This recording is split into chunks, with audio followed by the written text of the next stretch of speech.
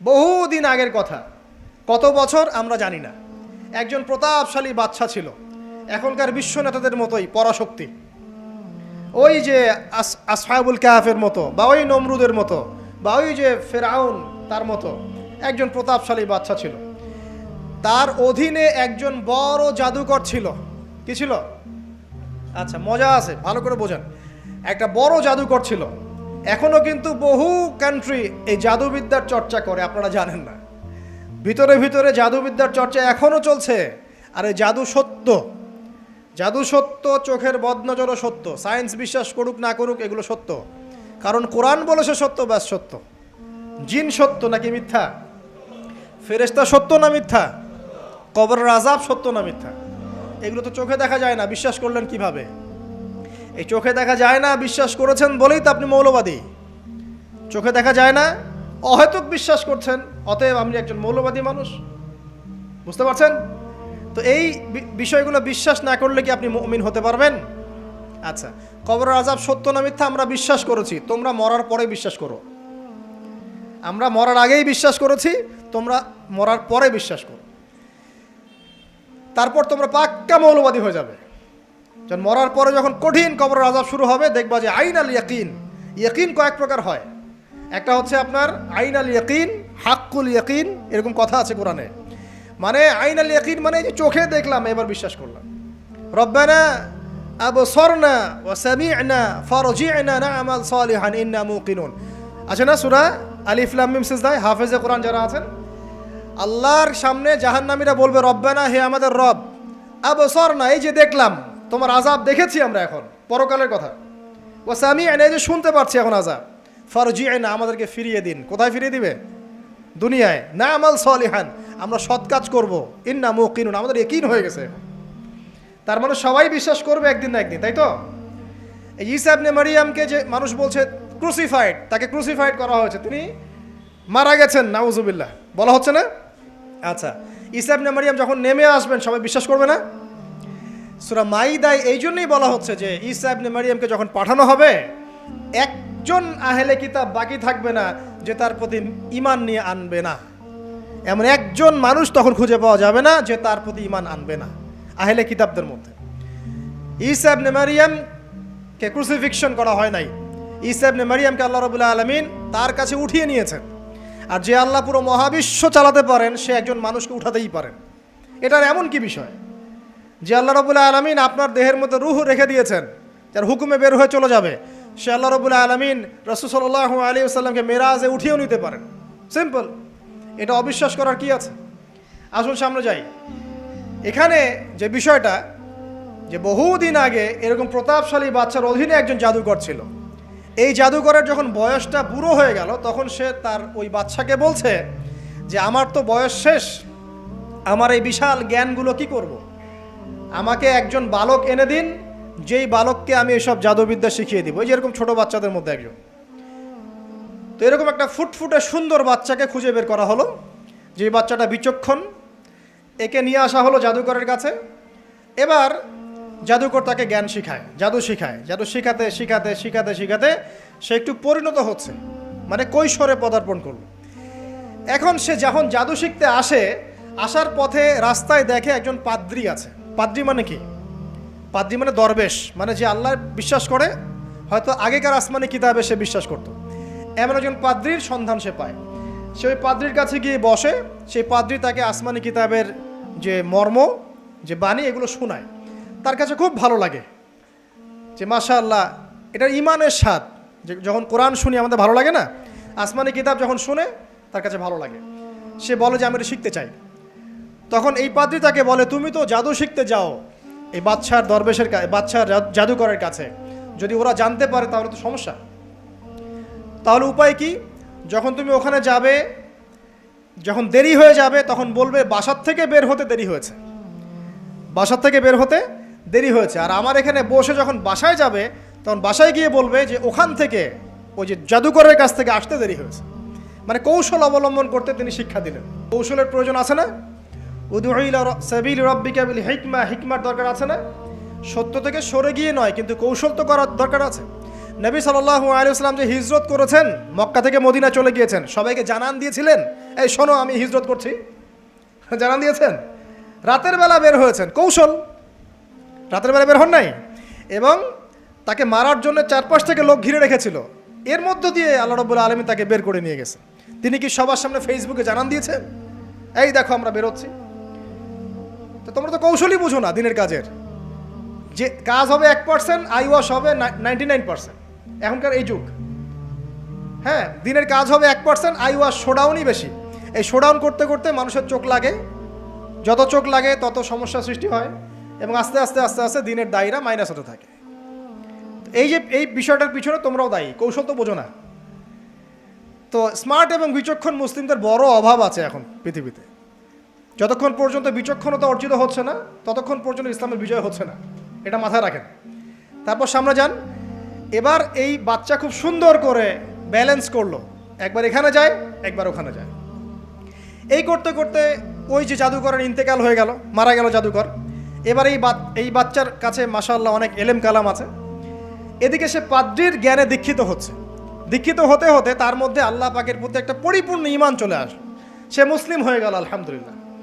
তো মুসলিম হওয়ার পরে একদিন সে যখন বাচ্চার কাছে যাচ্ছে, রাস্তায় একটা বিশাল জন্তু দেখা যাচ্ছে, বিশাল জন্তু, কীরকম জন্তু আমরা জানি না।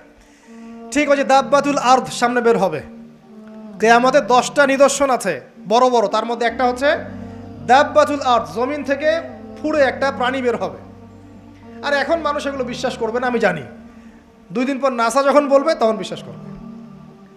কথা কি বুঝতে পারছেন? তবে প্রাণী এই পৃথিবীর নিচে আছে। রাসূল সাল্লাল্লাহু আলাইহি ওয়াসাল্লাম বলছেন 10টা আলামত না আসা পর্যন্ত কিয়ামত হবেই না। তার মধ্যে একটা হচ্ছে দাব্বাতুল আরদ, জমিন থেকে একটা প্রাণী বের হবে, এবং এই প্রাণী শুধু বেরই হবে না, মানুষের সাথে কথাবার্তা বলবে।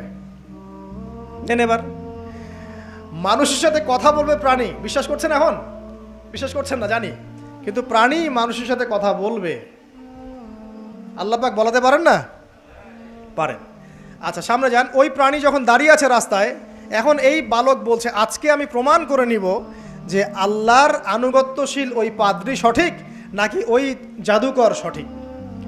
এবার সে একটা ইট হাতে নিল, পাথর হাতে নিয়ে এসে বলছে, আল্লাহ তোমার কাছে যদি ওই জাদুকরের কাজের চাইতে এই পাদ্রীর কাজ বেশি পছন্দনীয় হয়, এই ইটের আঘাতে এই জন্তুকে তুমি মেরে ফেলো আল্লাহ।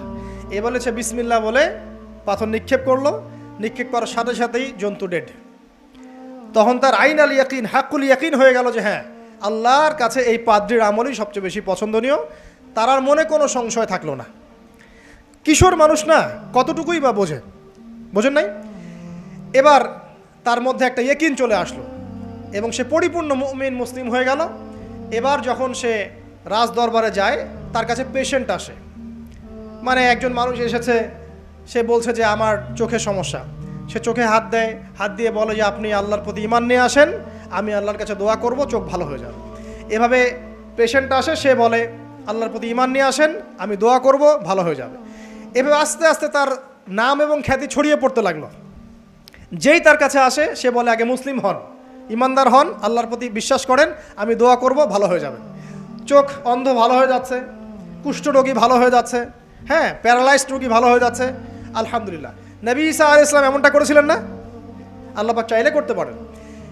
একদিন ওই রাজ দরবারের একজন মন্ত্রী আসছে, এবার ওই রাজার একজন এমপি সাহেব, তার চোখে সমস্যা, সে আসছে, এসে বলছে যে আমার এই চোখের সমস্যা, আমার চোখটাকে ভালো করার দরকার, তোমার কাছে কোনো ওষুধ আছে নাকি?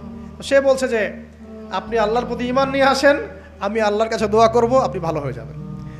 এবার সে আলহামদুলিল্লাহ ঈমান নিয়ে আনলো এবং সে ভালো হয়ে গেল।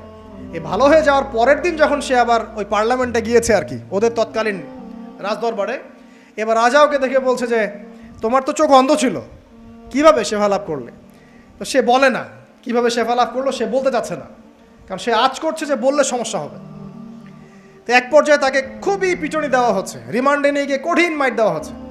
এক পর্যায়ে সে মারের যন্ত্রণা সহ্য করতে না পারে বলে ফেললো যে ওই বাচ্চা, তার কাছে গিয়ে আমি আরোগ্য লাভ করেছি এবং সে আমাকে বলেছে যে তার রবের প্রতি ঈমান নিয়ে আসতে, তাহলে আমি শেফা লাভ করব। এই বাচ্চা এখন বলছে ফেরাউনের মতো যে আয়না রব্বুকুমুল আ'লা, আমি তো তোমাদের রব, নমরুদের মতো আমি তো তোমাদের রব, ঠিক আছে, আমি ছাড়া তোমাদের কে রব আছে? আমি তো জানি না যে আমি ছাড়া তোমাদের কোনো ইলাহ আছে।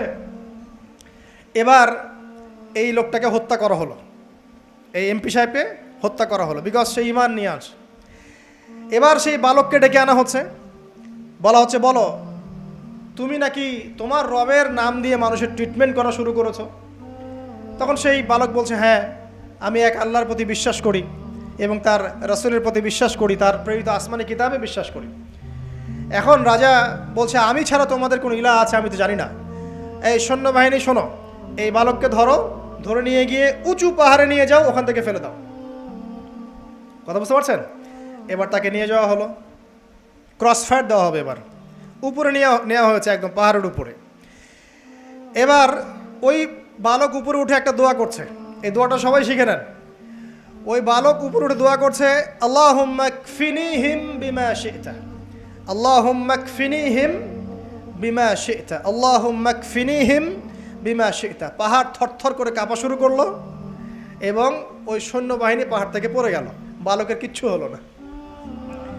আমি কিন্তু বানোয়াট কোনো গল্প বলছি না, এটা কোরআন থেকে বলছি এবং এটা তাফসির। আপনি যে কোনো তাফসির পড়েন, মারিফুল কোরআন, তাফসির ইবনে কাসির, জালালাইন পড়ে দেখেন, জাস্ট পড়ে দেখেন আমার সাথে ডিবেট করার আগে। এবার সে বালক হেঁটে হেঁটে চলে আসলো রাজদরবারে। আবার কি ব্যাপার, তুমি মরো নাই? না, আল্লাহ আমাকে বাঁচিয়েছেন, আমার রব আমাকে বাঁচিয়েছেন। আবার পাঠানো হচ্ছে আরেক দল সেনাবাহিনীকে নিয়ে, যাও এবার ওকে সমুদ্রে নিয়ে যাও, সমুদ্রের মাছ সমুদ্রে ডুবিয়ে দিবে একদম। আবার সে ওখানে গিয়ে বলল আল্লাহুম্মা কফিনিহিম বিমা শি'তা, হে আল্লাহ, অর্থ হচ্ছে হে আল্লাহ আমার বিপক্ষে যারা আছে আপনি যা দিয়ে ইচ্ছা ওদের বিরুদ্ধে আমাকে সাহায্য করেন। অর্থটা হচ্ছে এমন, আল্লাহুম্মা কফিনিহিম বিমা শি'তা, আল্লাহ আপনি আমার জন্য যথেষ্ট হয়ে যান, ওদের বিরুদ্ধে আমার জন্য যথেষ্ট হয়ে যান, যা ইচ্ছা তাই দিয়ে আপনি হেদায়েত করুন, মানে আমাকে হেফাজত করুন। ঠিক আছে, আল্লাহুম্মা কফিনিহিম বিমা শি'তা, ছোট্ট দোয়া। এবার ওই সমুদ্র উত্তাল হওয়া শুরু করলো এবং ওরা জাহাজ থেকে পড়ে গেল। এই বাচ্চা সেফলি আবার চলে আসলো রাজদরবারে। বিশ্বাস করছেন না? চলে আসলো। এবার আসার পরে বলছে শোনেন, আমাকে এভাবে মারতে পারবেন না, আমাকে এইভাবে মারা যাবে না, আমি আপনাদেরকে বলে দিচ্ছি কিভাবে আপনি আমাকে মারতে পারবেন। তো বাচ্চা বলছে কিভাবে মারতে পারবো বলো। তখন সেই বাচ্চাটা বলছে যে আপনি সমস্ত এলাকার মানুষকে এক জায়গায় জড়ো করবেন, মানে পুরো নেশনের যত মানুষ সবাইকে একটা মাঠে নিয়ে আসবেন, মাঠের মাঝখানে একটা গাছ রোপণ করবেন বা একটা কিছু স্তম্ভ নির্মাণ করবেন, সেখানে আমাকে বেঁধে ফেলবেন। বেঁধে ফেলার পরে আমার এই ধনুক থেকে একটা তীর বের করবেন, তীর বের করে আপনি নিজ হাতে এই তীরটাকে নিশানা দিবেন, দিয়ে বলবেন বিসমিল্লাহ আল্লাহর নামে, বিসমিল্লাহ আল্লাহর নামে, বিসমিল্লাহি রব্বি হাযাল গোলাম বলে ছুড়বেন। অর্থ হচ্ছে আমি এই রবের, আমি এই বাচ্চার রব, আমি এই বাচ্চার রব আল্লাহর নামে তীর ছুড়লাম, এটা বলে তীরটা নিক্ষেপ করবেন, তাহলে আমি মরবো, তার আগে মরবো। কথা কি বুঝাতে পারছি? এবার তাই করা হলো, সমস্ত এলাকার মানুষকে এখানে জড়ো করা হলো।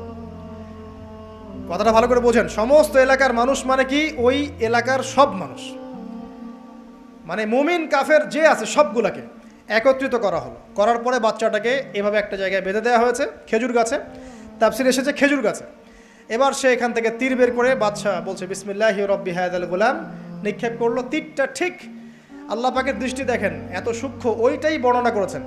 তীরটা ঠিক বাচ্চার এই জায়গায় লেগেছে, এই যে মাথার এখান থেকে লেগে এদিকে বের হয়ে গেছে। ছেলেটার বাচ্চা ওই বাচ্চা ছেলেটার এই যে কপালের এই পার থেকে এই পার পর্যন্ত তীর চলে গেল এবং বাচ্চাটা শহীদ হয়ে গেল আলহামদুলিল্লাহ। এবং এই বাচ্চাটা যখন মারা গেল বা শহীদ হয়ে গেল, আর সারা এলাকার মানুষ কি দেখলো? দেখলো যে বাচ্চা তাকে দুইবার চেষ্টা করে মারতে পারে নাই, কিন্তু তার রবের নাম যখন নেওয়া হয়েছে, আল্লাহর নাম নেওয়া হয়েছে, মারতে পেরেছে। দেন পুরো এলাকার সমস্ত মানুষ মুসলিম হয়ে গেল আলহামদুলিল্লাহ। একজন বাচ্চার জীবনের বিনিময়ে সমস্ত এলাকার মানুষ ইসলামের হেদায়েত পেয়ে গেল আলহামদুলিল্লাহ। এবার বাচ্চার মাথা তো আরও খারাপ, একটাকেই সামলাতে পারছিলাম না, এবার তো সমস্ত এলাকার মানুষ মুসলিম হয়ে গেছে। এখন কি করবেন? এখন সেনাবাহিনীকে আদেশ করা হয়েছে সমস্ত মানুষগুলোকে জড়ো করো, জড়ো করে একটা গর্ত খোঁড়ো, একটা গর্ত খুঁড়ে সেখানে আগুন জ্বালাও, আগুন জ্বালিয়ে সমস্ত মানুষকে ফেলে দাও। দৃশ্যটাকে কল্পনা করতে পারছেন? একটা পুরো এলাকার মানুষকে একটা মাঠের মধ্যে একত্রিত করে সেখানে আগুন জ্বালিয়ে সবাইকে সেখানে ফেলে দেওয়া হলো এবং তারা চতুর্দিক থেকে এটাকে অবলোকন করতে লাগলো, মজা উপভোগ করতে লাগলো। এটাই আল্লাহ পাক বলছেন, কুতিলা আসহাবুল উখদুদ ইয হুম আলাইহা কুউদ ওয়া হুম আলা মা ইয়াফআলুনা বিল মুমিনিনা শুহুদ। শেষ পর্যায়ে তাফসীরে এসেছে, শেষ পর্যায়ে একজন মায়ের কোলে একটা ছোট্ট বাচ্চা ছিল।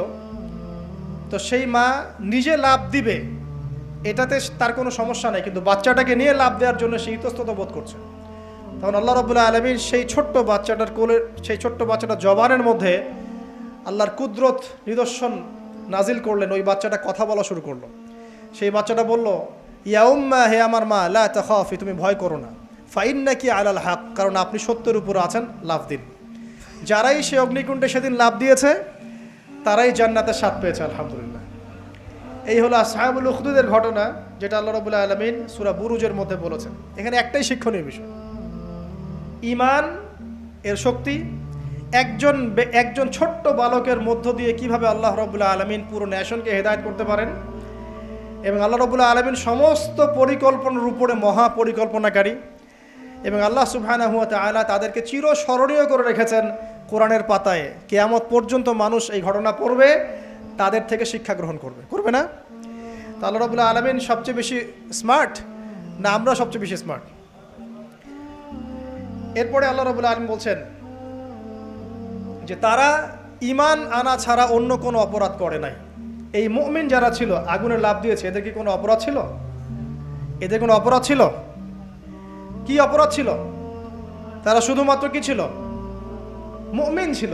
ঈমান আনার ফলে তাদের এই পরিণতি হয়েছে, তাদেরকে অগ্নিকুণ্ডে লাফ দিতে তারা বাধ্য হয়েছে। যারা দিয়েছে তারা কি জান্নাতি না জাহান্নামী? জান্নাতি। ওই যে বালক যে একা দৃষ্টান্ত স্থাপন করে গেল এবং পুরো নেশনকে হেদায়েত দিয়ে গেল, এই বালক সফল না ব্যর্থ? আল্লাহ রাব্বুল আলামিন যদি চান তাহলে এরকম একজন দুইজন মানুষকে দিয়েও পুরো নেশনকে হেদায়েত করাতে পারেন, এবং যেটা হয়ে গেছে আগে সেটা এই যুগেও সম্ভব না? শুধু সম্ভবই না, বরং আপনাদের চোখের সামনে এটা হয়েছেও, কিন্তু আপনারা সেটা বুঝতে পারেন নাই। আপনাদের চোখের সামনে যুগের পর যুগ এমন ঘটনা ঘটেছেও, কিন্তু আপনারা হয়তো বুঝতে পারেন নাই, ধরতে পারেন নাই। আল্লাহ রাব্বুল আলামিন এমন মানুষদেরকে দিয়ে পুরো নেশনকে হেদায়েত করেন। কিছু মানুষকে আল্লাহ পাক পরীক্ষায় ফেলেন, তাদের মধ্য দিয়ে আল্লাহ পুরো নেশনকে হেদায়েত করতে পারেন, আলহামদুলিল্লাহ। আসহাবুল উখদুদের এই বাচ্চার মধ্যে আমাদের সবার জন্য নিদর্শন আছে। আল্লাহ পাক আমাদের সবাইকে প্রকৃত ঈমানদার হওয়ার তৌফিক দান করুন, বেশি বেশি আমল সালেহ করার তৌফিক দান করুন, ঈমানের উপর দৃঢ় থাকার তৌফিক এনায়েত করুন, এবং দৃষ্টান্ত স্থাপন করার তৌফিক দান করুন, এবং যে কোনো রকম দৃশ্য অদৃশ্যের বিপদ আপদ বালা মুসিবতের বিপক্ষে আল্লাহ পাকই যেন যথেষ্ট হয়ে যান, আমিন।